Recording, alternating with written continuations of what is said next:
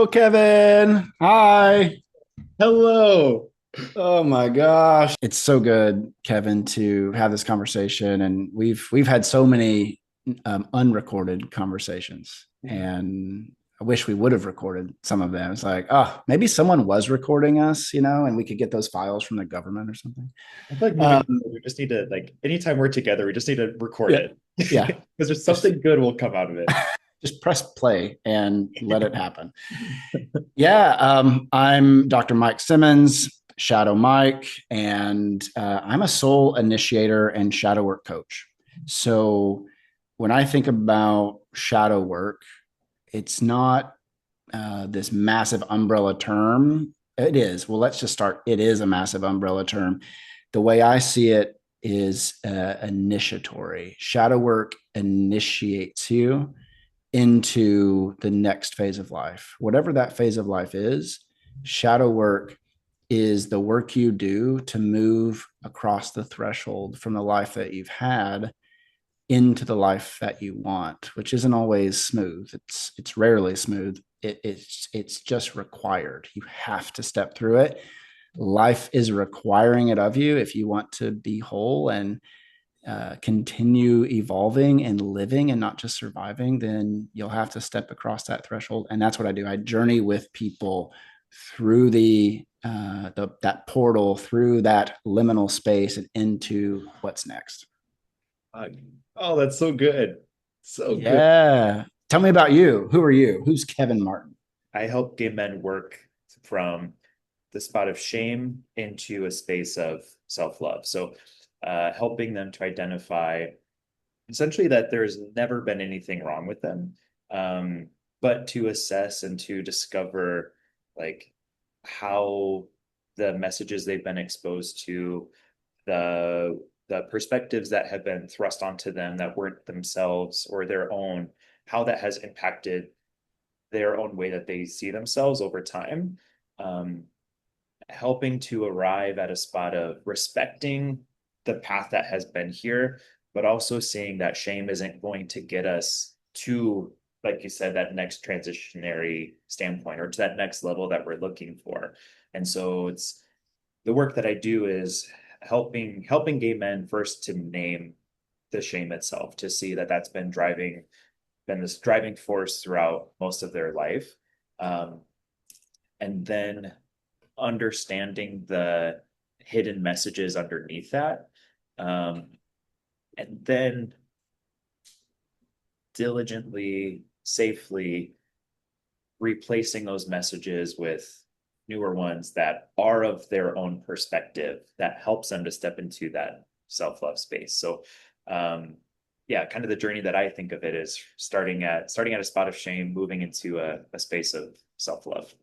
Mm, mm. That's a that. I mean, yes, that there's so much gentleness required.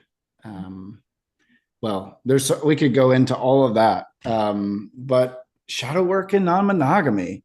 I mean, this is the intersection of our worlds, and not only professional but personal. Yeah. I'm excited to dive into it. I'm so excited too. Like I don't even know, just thinking of like the Venn diagram of the two, like I don't even know like where to begin with that. I guess okay, first, like for somebody who is brand new and would never if they've never heard of like the concept of the shadow before, just like real quick, like in your perspective, how would you articulate like what the shadow is? Yeah. To put it simply, your shadow is the part of you you are not aware of. There are a million ways to define the shadow. A shadow, if you think about what a shadow is, it's not even a thing. It's the space that is not illuminated because light is shining too intensely on one object or on an object's uh, illuminated side facing, or right here, the part that's facing the illumination, the shadow is cast behind that. In psychological terms, that's our ego. Our ego is just simply who we are, who we believe we are. It's often our ideal self. Like, I think that I'm a kind person. I believe I'm a kind person, but like, I flipped someone off on a drive today. So like, how does that person think about me? Like what would that communicate to someone in the car with me? Our shadow is often like who we don't see ourselves as, but we also are. Um, and shadow work is not about becoming the guy who flips people off on the road. Shadow work is about courageously facing that part of ourselves and seeing that that is how we are. That's also how we are. We're kind, and sometimes we're an asshole. Mm. And the healing begins when we can hold both. You talk about shame, um, being able to look at that aspect of our personality, and instead of shaming it, loving it into wholeness, right? And like moving towards something that's far more abundant than trying to not be something. Because we can live a lot of our lives trying to not be the asshole, but that doesn't really move us towards being the full embodiment of the person we want to be, right? Mm, mm. Oh, God, that's so good. And like, there will always, even the more aware we become of our shadow, there will always still be a shadow, right? Like, Yeah. Yep. in even Yeah. shadow work and becoming aware of it, like a shadow will always still be there if we're standing in the light. Yeah. The point of shadow work is not to eliminate it. You can think of our shadow as an organ in the body. It's a psychological organ. It helps us carry around parts of ourselves that we don't want to just throw out to the world, right? If someone has tries to get rid of their shadow, they may be a really kind person, and they have an honesty complex where they're like, well, it's in my shadow, so I've got to tell them. I've got to tell them what I'm thinking about right now. Have you ever met someone who is almost too honest, and it's unsettling and a little bit like, what's going on here? It's usually because they don't have a really well developed shadow, and that can come when you're raised in an environment that demands total honesty. A lot of religious families, people that come from that, like, to even have the suspicion of being untruthful, can develop this complex where it's like, well, if I think something, I have to tell someone, right? I mean, how many of us had a lustful thought and then had to go tell God and repent? It's like, well, because he knows already, he's already looking at it. So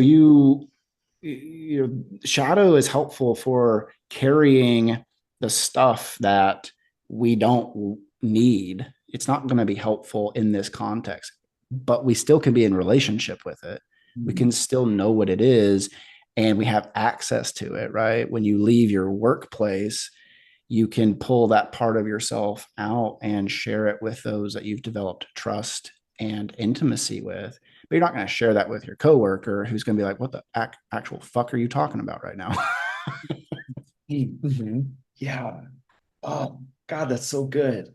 Yeah, the first time, and I think like this is initially what prompted me to be like, I want to talk to you about this, where like the first time that I started to see shadow coming into non-monogamy for myself was like I was taking a look back at my relationship and just seeing the dynamic of it, the structure of it, like seeing how there were a lot of times where I wouldn't advocate for maybe what I was needing, what I was wanting, and just being like, huh, like what's all this about? Um, but then as I was doing that, like I was just taking a look back and I noticed the structure that we have. And so in my dynamic, like it is a hierarchical relationship. So for my primary partner, I'm his secondary partner. Mm-hmm. Um, and like everybody is in agreement with that. Like that's all, like we're all on board, we're all consenting. Mm-hmm. Yeah, this is fine, this is cool. Um, Logically, like I know that that's the case, but then like there's times where emotionally, if I'm not careful, I'll like compare myself to the primary, or I'll like shit on myself for like, why am I not in that position? And it's even like, we also haven't really fully talked about it. So this is all just an assumption that I'm leading with too. But where this kind of like started to come into play for myself was like, I started like telling myself this message of like, oh, I'm second place. Like I'm not I'm not allowing myself to be on an equal playing field. And then that's when I kicked in. I was like, is this like um part of my shadow making itself known, or kind of driving the boat there of like, do I have this hidden belief that I'm not worthy of that that primary role, or the role that I Mm. actually want? So am I subconsciously like keeping myself here because that's a belief that I carry, that like I'm only good enough here? You know what I mean? Yeah, yeah. You know, um, the thing about the journey of shadow work, because like, shadow work, our shadow is not a Halloween bag that has full of candy that's like, okay, we gotta go dump that out on the floor and sort through it. Um, it's a journey into something, right? Like there's so many stories, movies where the unconscious is depicted by a forest. Recently watched Frozen 2, and there's this real brilliant moment where Olaf says, they're about to go into the enchanted forest, which is where the transformation happens. And he goes, he's like, oh, we're going into an enchanted forest, which typically is a mysterious place of transformation. He's like, I have no idea what that means, but I'm excited, or something like that. And just like this moment of like, what clarity to say, okay, I'm going into a place that's going to transform me. And that's what shadow work is it's not like you got to take your shovel out. There are elements of that. But if you start from the assumption that your shadow wants to be seen, your shadow wants to be integrated. It we can talk about projection in a moment, but like when we project, we it's our shadow going out in front of us to a host, if you will, a screen, a mirror in a person or an event. And it's like, hey, here I am. Like, let's talk about some things. And usually we have a negative response to it from an ego level, because it's like, no, I was taught to not talk about that or not feel that. But your shadow wants to be seen. The response is really just the old way of existing that tells you can't go there. So I say all of that to say that you don't really have to go looking for your shadow. You don't have to like start shining the light around the room, um, to see if there's any creepy crawlies that you aren't aware of. You will know what your work is to do around your shadow because it will present itself to you. And that's really comforting. You're not lost.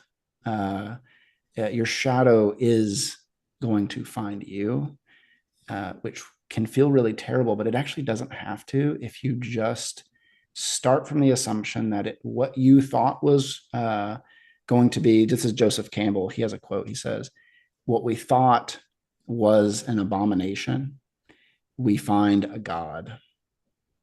And like, how appropriate is that to the queer experience? Especially those of us who've grown up in very religious environments, to be told you're an abomination. But what you find when you go towards that is actually divine. I mean, that's different. Um, oh, that's so good.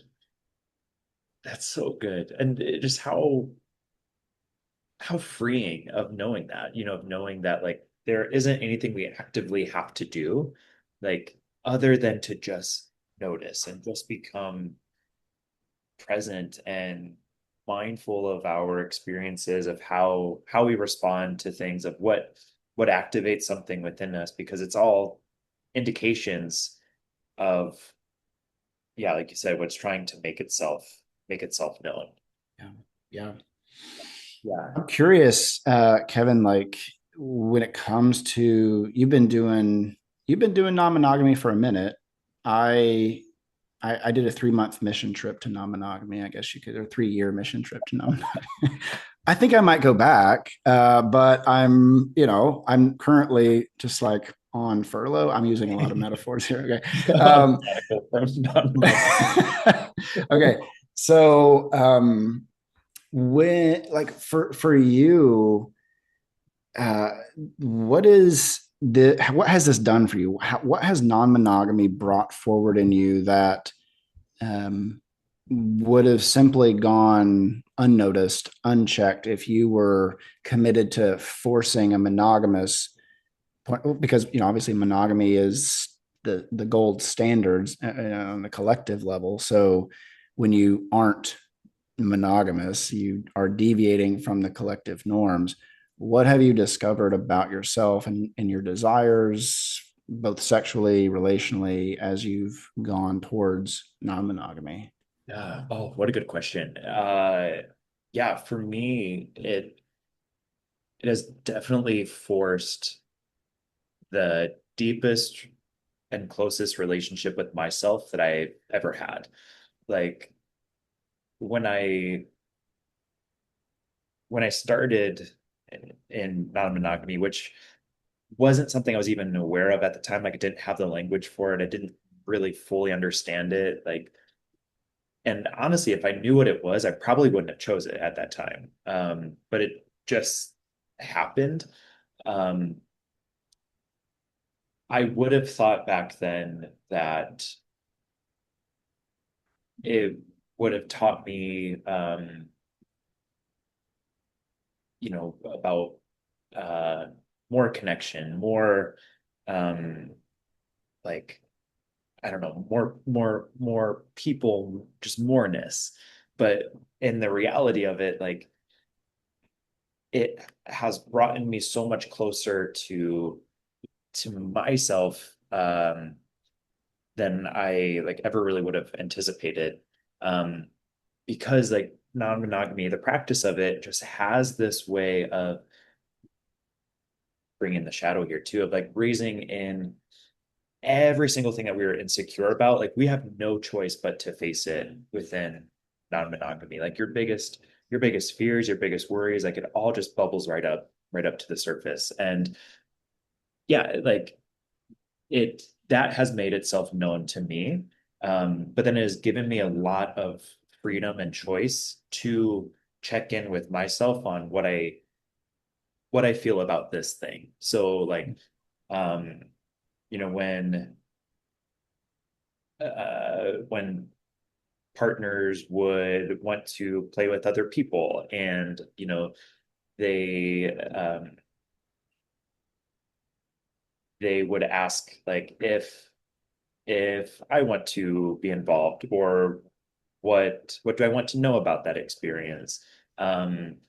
When they would come to me and be like, hey, I'm going to start dating somebody else, like all of that is then a choice that gets presented to me of like it's like facing me now and it's like what do you feel about this, Kevin? And like I have to then, take that step back, like sit with it and be like, I don't know. What do I actually think about this? And so like it has helped me to get super fucking clear on what I like, what I don't like, how I operate. Um, and I've learned that like the the more I disrespect what I learn about myself, the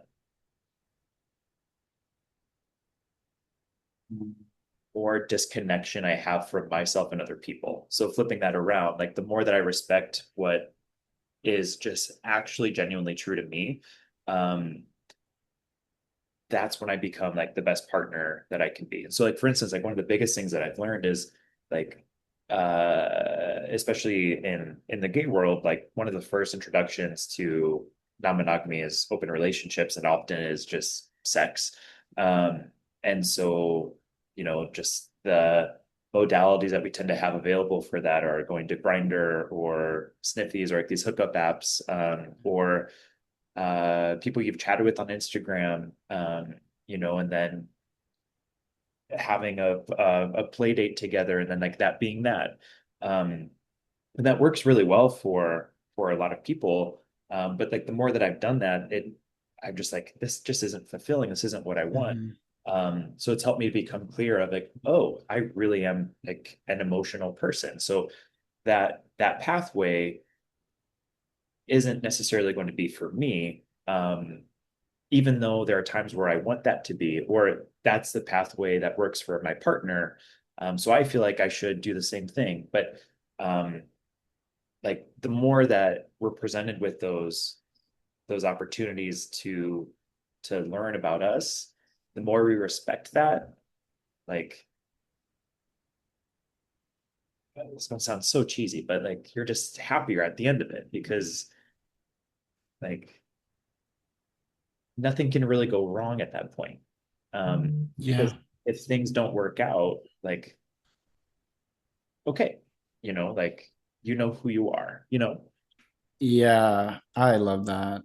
It's there's simply kind of embedded within the non-monogamous space is, I mean, you can move out of this, but there is a default towards self actualization, growth, individuation, just like whatever. It's embedded in it because, you know, that maybe one of the biggest differences between monogamy and anything that is not monogamy is that monogamy is supported by the collective, by the laws and the taboos and the mores of society.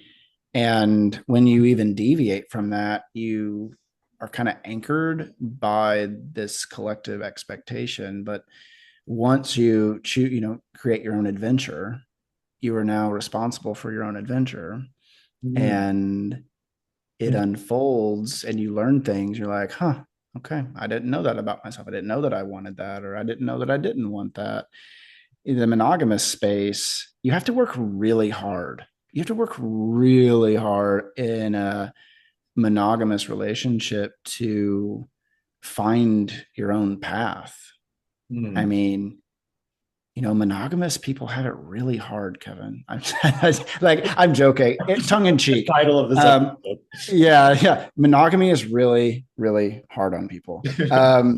It's partially true to because like, geez, like how many people are living trying to wrap their lives, their actual lived lives around the very dead system of monogamy. Now, listen, like someone can be in a quote unquote monogamous relationship where they are each other's only partner sexually, emotionally, like at that level. That can be the adventure that people choose. It's just that, like, because that is the standard above all else, it's really hard to discern if you're really choosing it, Mm, mm, mm. right? Because, like, that's the current already. And if you haven't experienced other things and and had that kind of disillusionment with your relational life, it's like you almost have no backdrop. Like you don't have depth perception to see that the thing you're in may actually be the default and you don't know other options. So I think that it's whether like people can say like, oh no, I could never do that. Like I'm sure you encounter this and talk about this all the time. Like, oh, I could never do that. It's like, well, if you're having an energetic charge around it, as a shadow work coach, there's something to look at. That doesn't mean you have to become non-monogamous. It just means that maybe you have very different needs, desires, and wants than your partner, and you don't know how to talk about that, right? Because I mean, Christian monogamy is its own animal because like the hierarchical monogamy, right? Like it's hierarchical monogamy where you have the man at the top who doesn't literally know what he's doing because if he just followed the conveyor belt of expectation, he had a lot of things done for him by his parents, by his mom, and then he just marries mom 2.0, and she maybe leaves the house and embodies the same um, expectations of perfection and beauty and image that she was taught to embody. And then now you have two people who are essentially, psychologically speaking, adolescents, living their life, not really knowing who they are. I mean, that's for me, I would say non-monogamy.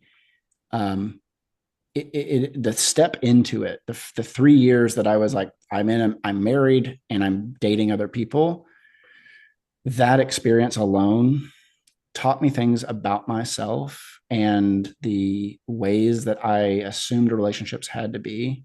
I never would have known. I never would have known them because they were hidden in the most obvious plain sight of my monogamous marriage. I had to have different connections and experiences to suddenly create like a visual for myself, like, oh my God, I keep dating people who are emotionally unavailable. Oh my God, I keep dating people who like kind of don't really care to hang out with me. What does that say about what I believe I deserve?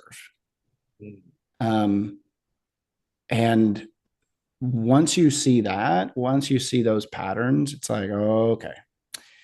It doesn't matter if you go towards monogamy or non-monogamy at that point. Now you look at relationships as not just, it's not utility. You look at relationships as the pathway towards wholeness, the pathway towards becoming your authentic expression.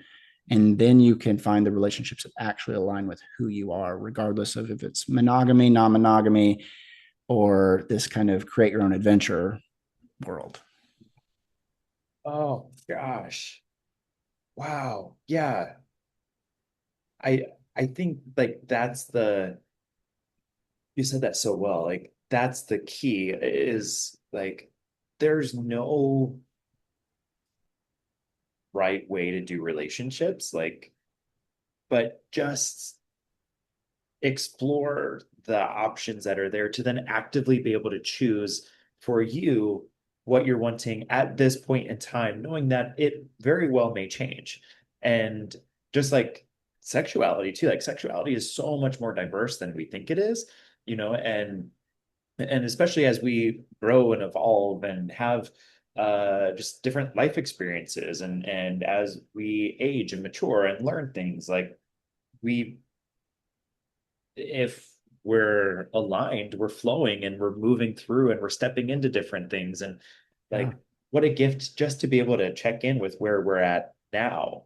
Mm-hmm. Like, is this fitting for today? And Yeah. maybe monogamy might fit for a really long time. And if so, fuck yeah, go for it. If it's conscious, do it. Maybe it's not monogamy. Maybe it's nothing at all. Maybe it's everything, like, but as simple as that sounds, like that's where that freedom really lies because it's a it's a turned on choice. It's something that like I have checked in with me and I have said, okay, yes, this is the alignment here for now. Yeah.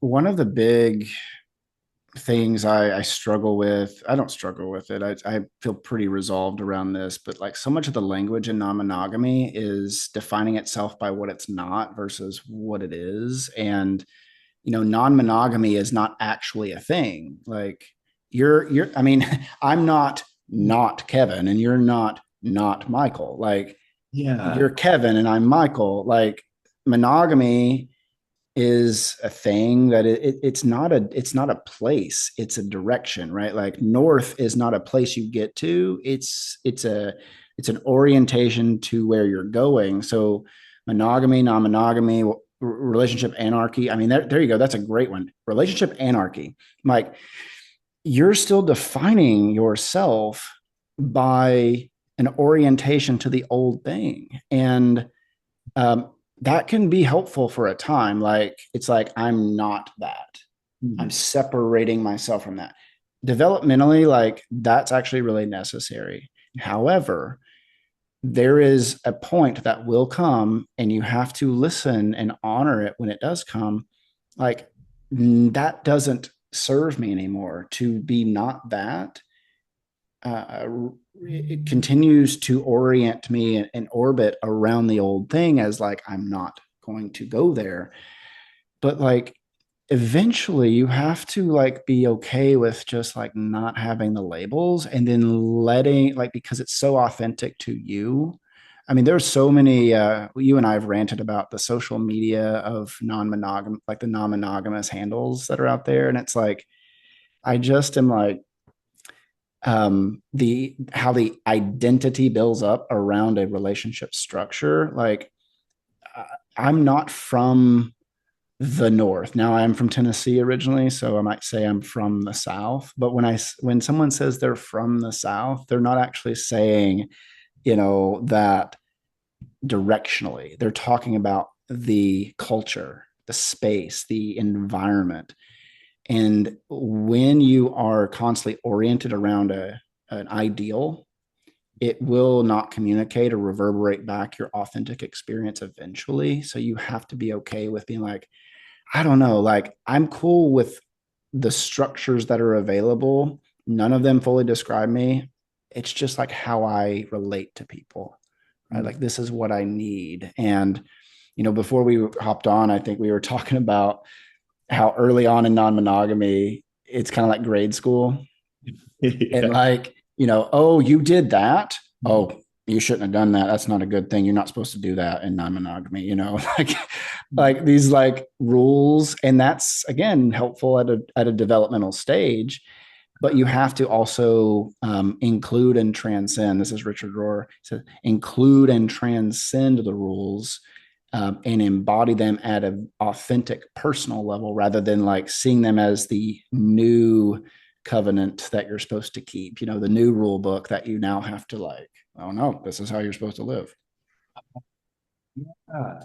Ooh, I've never thought of it like that before, but thank you for sharing that. But yeah, like in my own exploration, but even, like leading a lot of clients through it too, it does seem like that's the evolution of a continuous non-monogamous exploration for somebody's self is like, yeah, that initial part is step 1A. Yeah, finding that language that is no longer us for this point in time.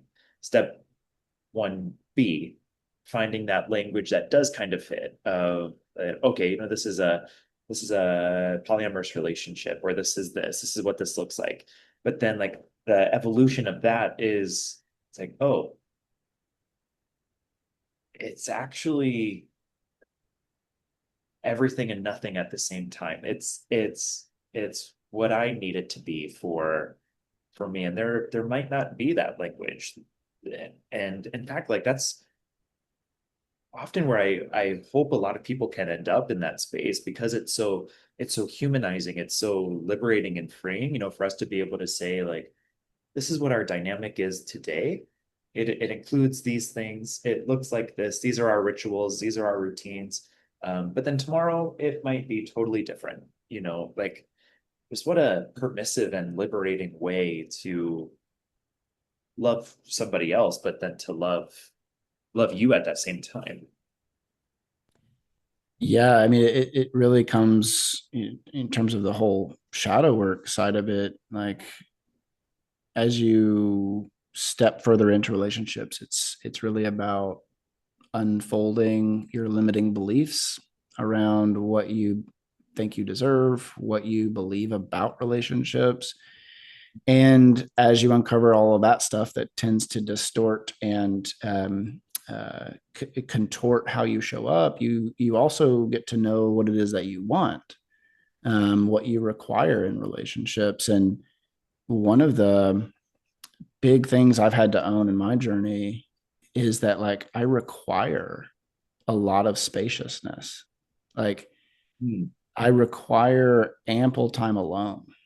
And that's been reflected even in the astrological work I've done. Like as a just as I am, I'm not someone who wants to be connected at a romantic sexual level that's like they need a lot Mm. from me. Like I'm going to be my highest and best self if I'm in relationships that are like there's a lot of independence. There is a desire to be together, but there's not like this spending every ounce of our time together. Now, I say all that, and there could be evolutions that come that completely turn that on its head to, well, to some degree. There may be limiting beliefs that I'm not aware of yet. That's like, oh, that's not possible in a monogamous context. That's why like non-monogamy probably aligns more with me. But perhaps there's someone like me that feels that same way, that needs that same thing, and we just really jive. That would be beautiful. Like, I think maybe the biggest thing here for me and what I've learned is like if there's something I desire at a soul level relationally, then that is what I want and that's what I can move towards. And I can trust that if there is more to unpack there, it will present itself. But I don't need to find the diamond in the rough situation. Again, it's looking for me. I can just live and trust that the universe will continue to bring about what I need to either release or what I need to integrate and claim as my own. Mm. Oh, oh my gosh. That is so good. Yeah, it's Good. fun. It's Wow. fun, man. Wow. Wow. I can't believe that time goes by that fast. I know. I know. I know we talked for a little bit, but it's already Yeah. 5. It's Yeah. crazy. I feel like it's been like 5 minutes. Yep. Yep. Holy shit. I Mm-hmm. You're so amazing. Just thank you. Thank you Oh, for you and the light that you bring, the work that you do. You're so incredible. How can people connect with you, follow you, find you, all those things?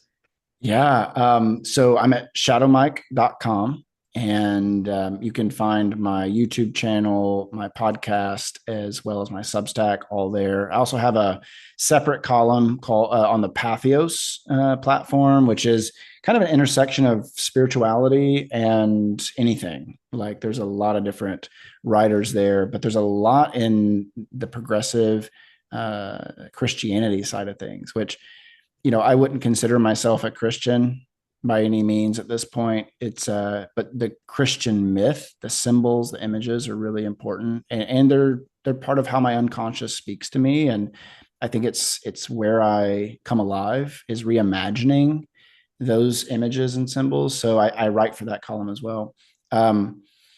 And my work, what I do with clients is very much what you do, Kevin. It's coaching. And I mentioned at the beginning, I'm a soul initiator. So the way I offer my coaching is through what's called a shadow work journey. And it is a 3-month container of one-on-one sessions that are 90 minutes each, 6 sessions at 90 minutes, and unlimited messaging support because the sessions are kind of the jolts, like we're going to dig really deep in those sessions. We do a lot of it's both this kind of mix of psychology, but also deep spirituality. I integrate a number of helpful tools like tarot and dream work, along with like what's just happening in life that allows us to release and again call in the new thing. But the messaging support is kind of the key.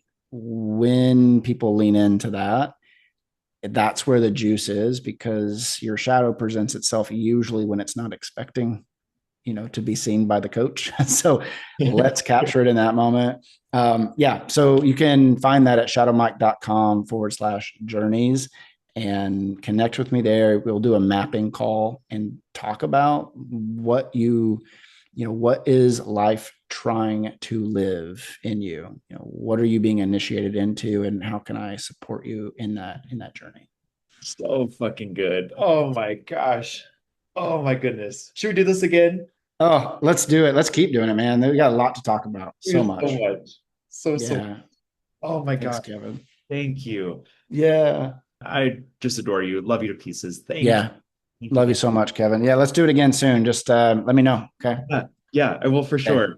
All right. See Michael, ya. yes, Bye. bye.